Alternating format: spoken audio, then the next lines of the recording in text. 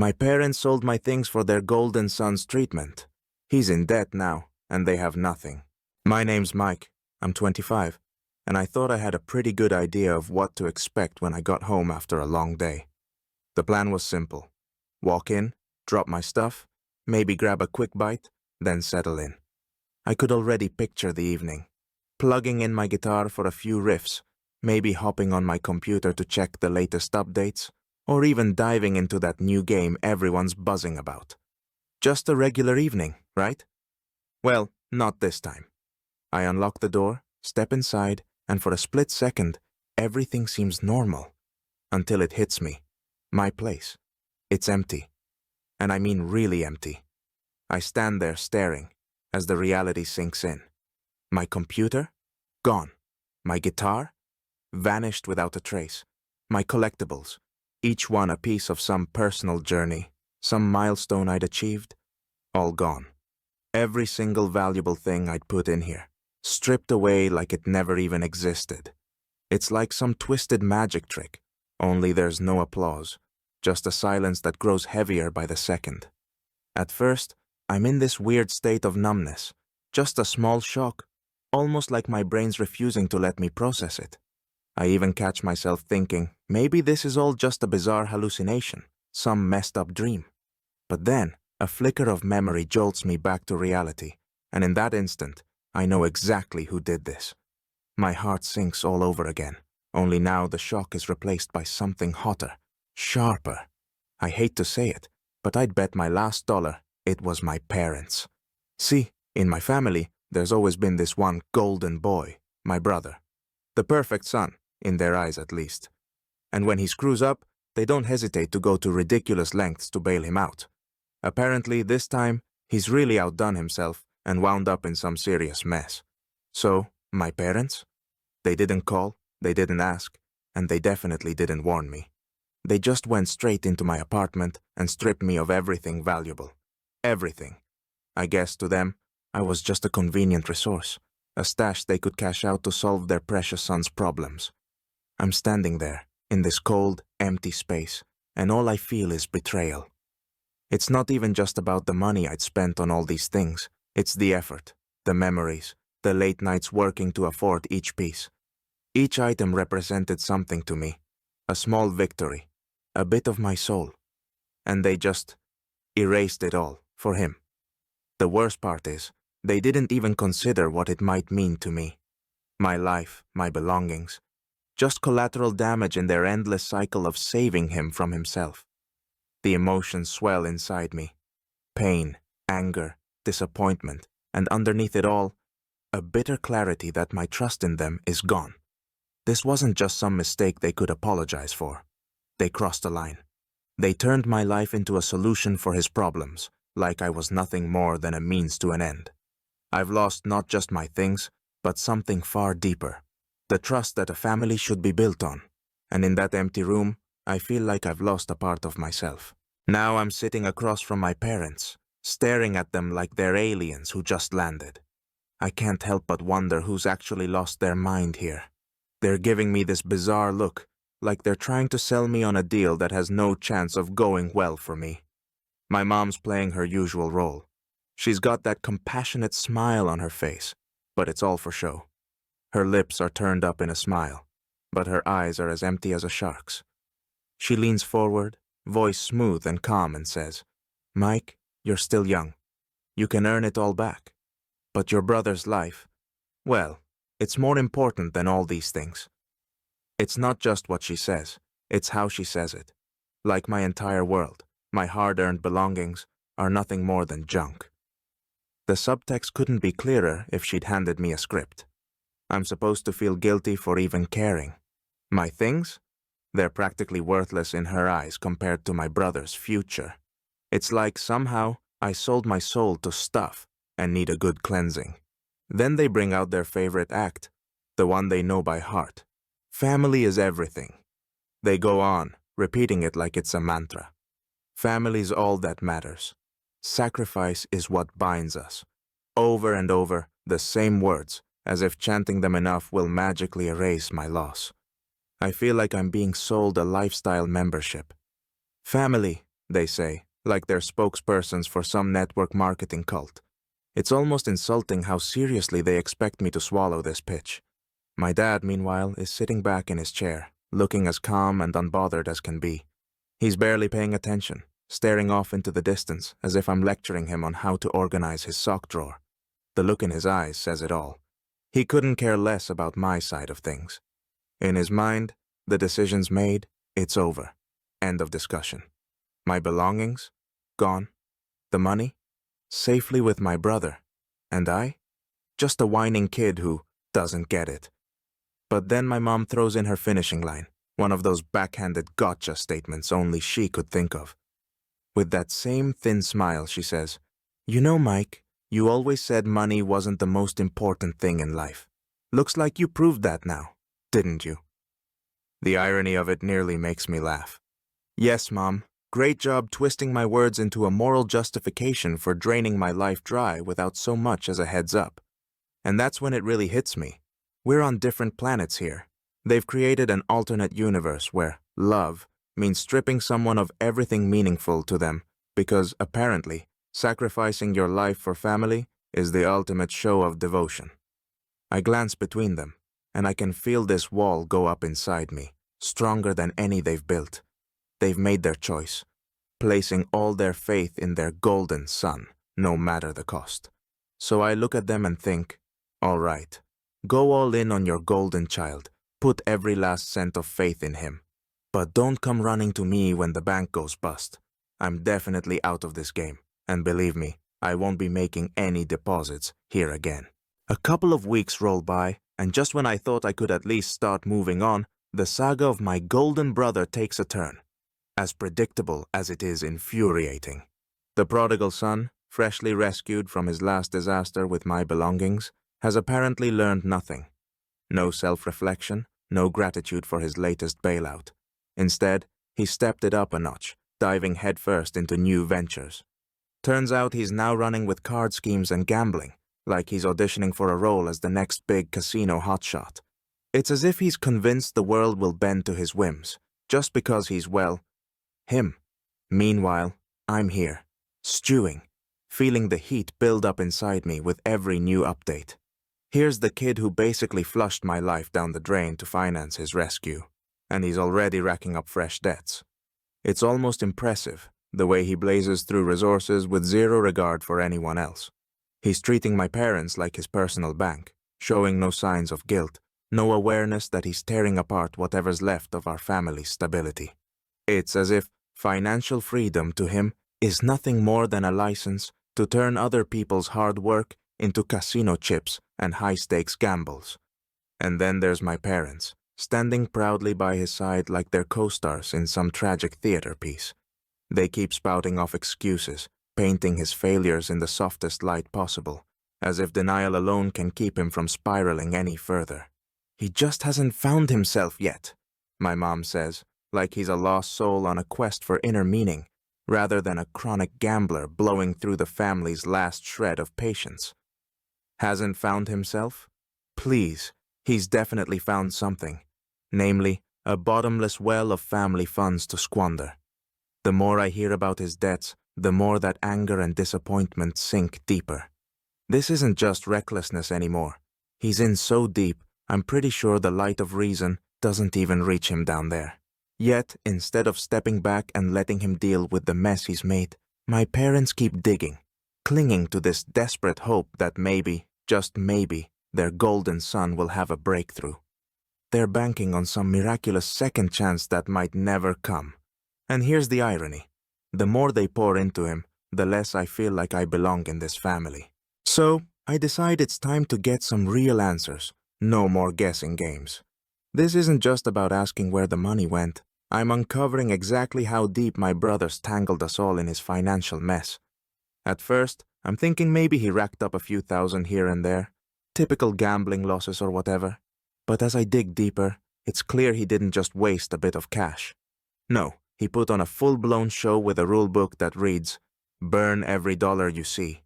Piece by piece, I uncover a nightmare. He didn't just dip into the family savings. He went for loans, big ones. Loans taken out with grandiose promises of a bright future and quick returns. But that wasn't enough for him. No, the deeper I look, the worse it gets. He's been borrowing money from friends, people who trusted him, using their names to wring out more credit. I find out he even tried to take out a loan in my name. My name, as if my own life and credit are just pawns in his game. I'm stunned, speechless. Does he really think this will never catch up to him? That no one will question it when random debts start piling up on me? In his mind, he's some kind of mastermind, untouchable, a secret agent who can weave through financial chaos without a scratch. But here's the thing. He's not a genius. He's reckless, and he's burning everything around him in the process.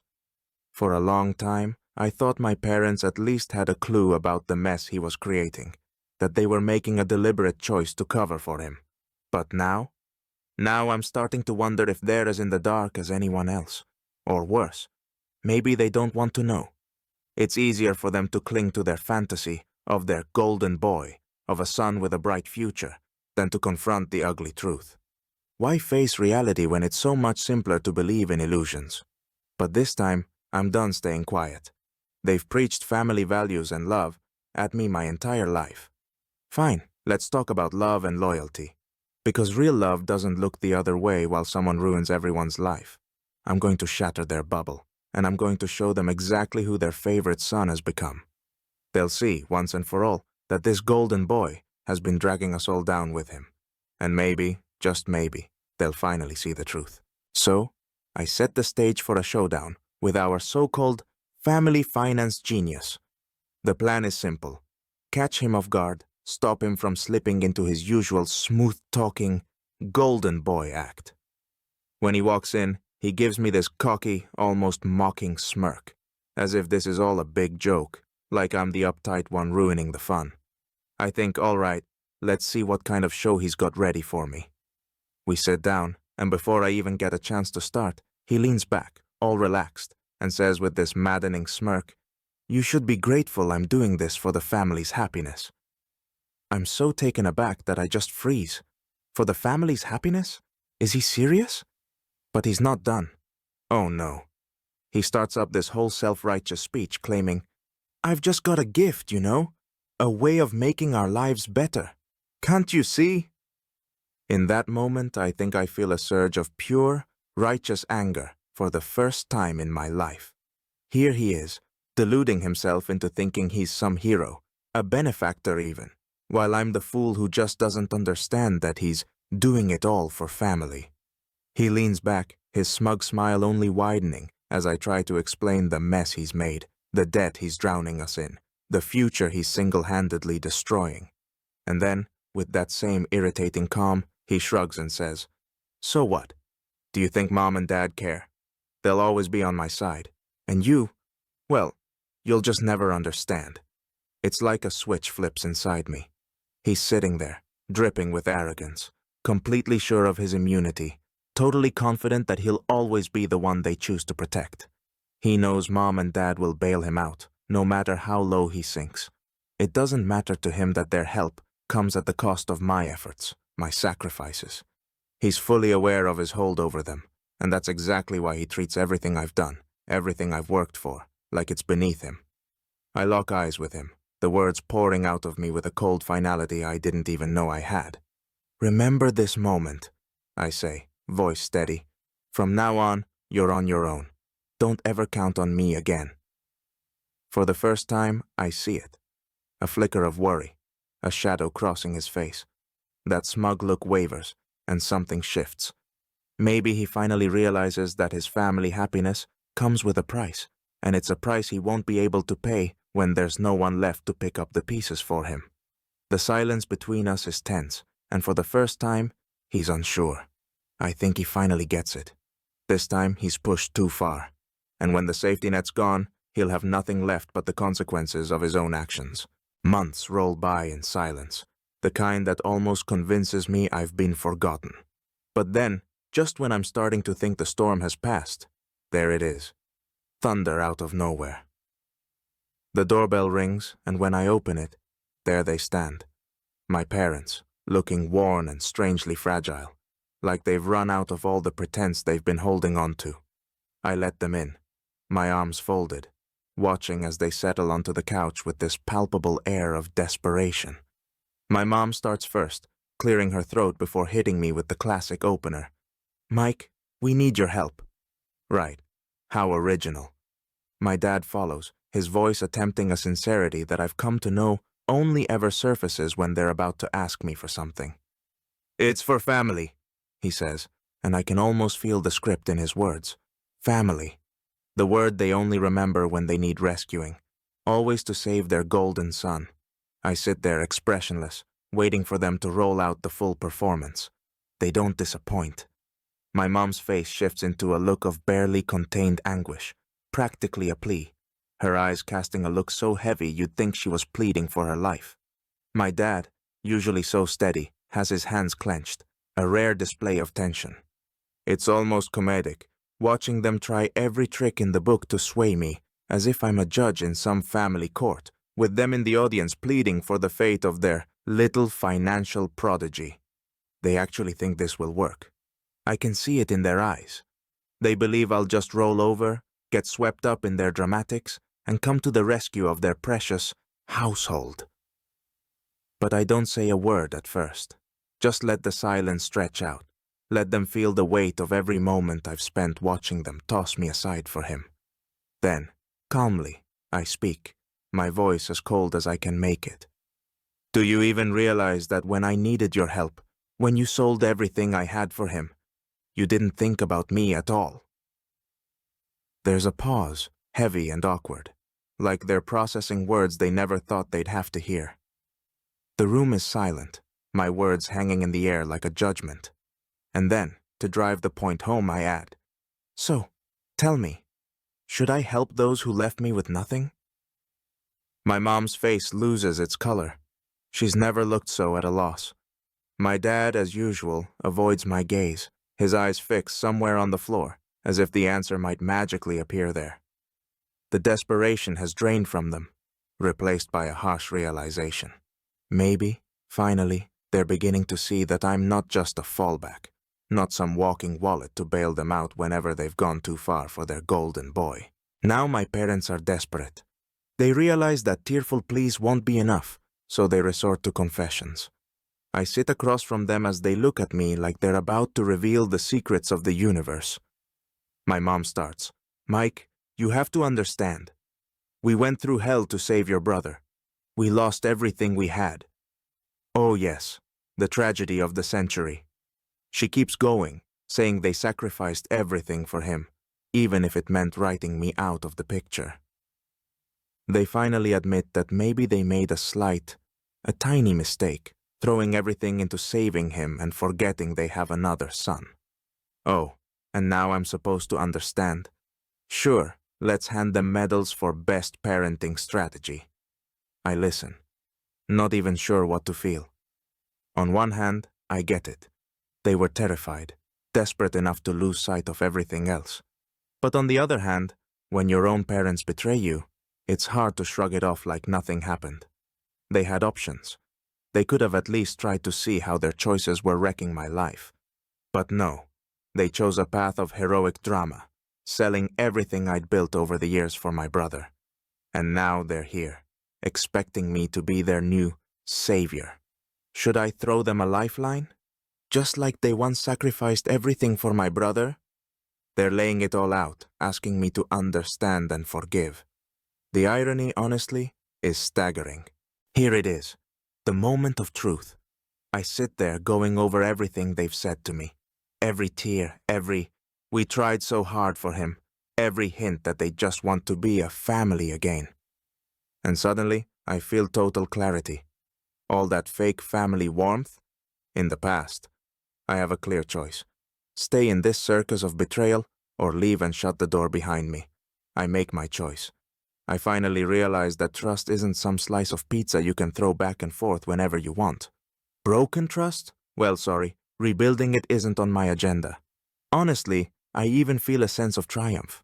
This choice means I'm finally done with this dramatic series called My Imperfect Family. So I refuse to join in their problems. They try one last tearful, But how could you? We're your parents! Oh, please. The decision is made, done, over. They're left alone with their troubles, debts, and their golden boy, who turned their lives into a costly spectacle with zero payback. As for me, I'm left with exactly what I've been craving: peace and freedom. No more emotional roller coasters, no more illusions of family values and support. Now I control my life, every step and every decision. I'll live, invest my energy in myself, and finally enjoy running my own show.